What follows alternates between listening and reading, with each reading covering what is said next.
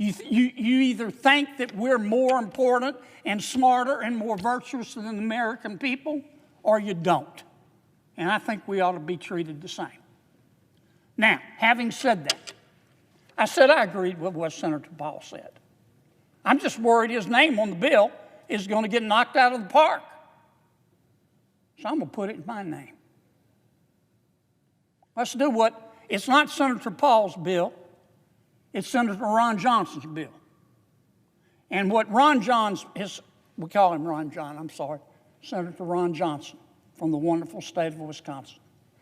What Senator Johnson has proposed, and I've voted for repeatedly,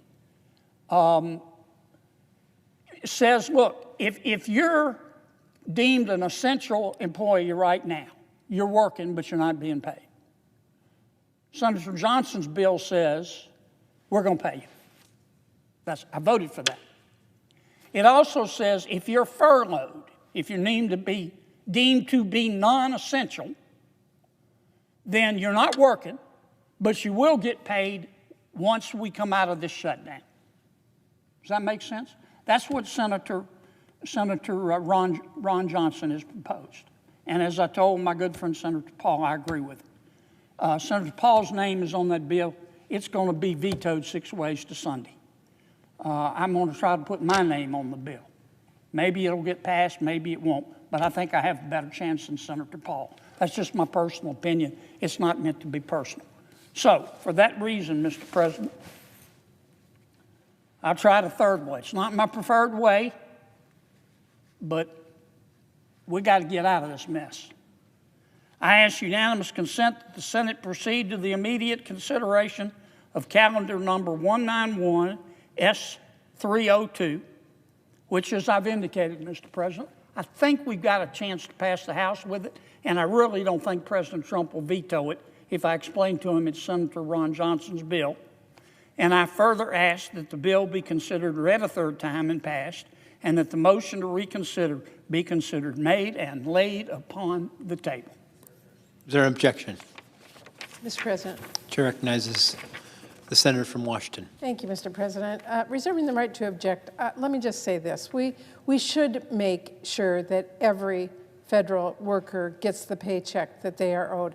And the right way to do that is for Republicans to finally join us and get serious about passing a bipartisan CR so we do reopen the government and prevent healthcare costs from exploding. Instead, the bill that the senator from Louisiana is asking for unanimous consent for actually lets Donald Trump and Russ Vought decide who they want to pay during a shutdown, and that will allow them to stiff everyone else. President Trump has said he will only pay the people he wants to.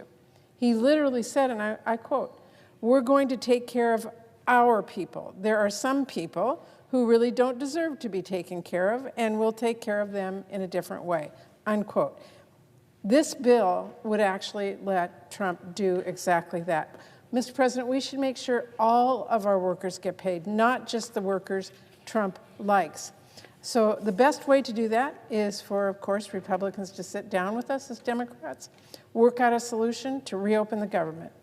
If instead you do as the senator from Louisiana suggests here, then at a minimum, it should cover all employees. And that proposal is out on the table with Senator Van Hollen and Senator Peters. Thank you, Mr. President. For that reason, I object.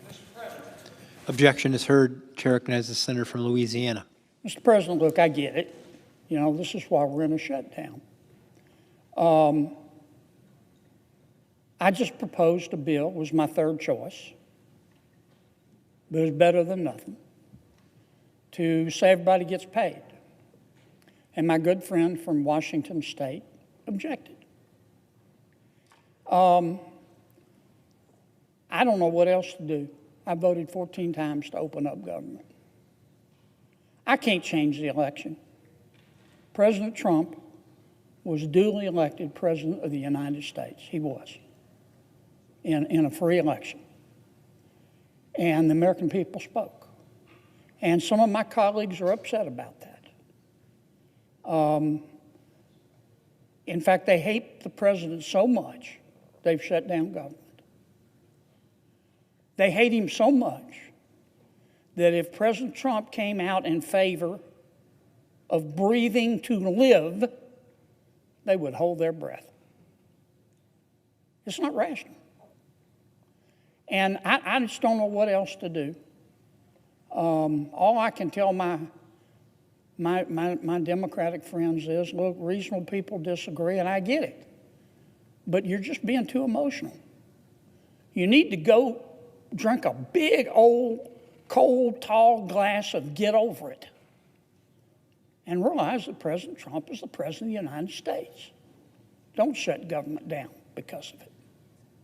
Mr. President, you've been really patient.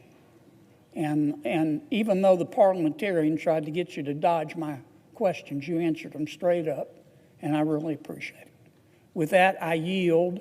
No, I suggest the absence of a quorum. Clerk will call the roll.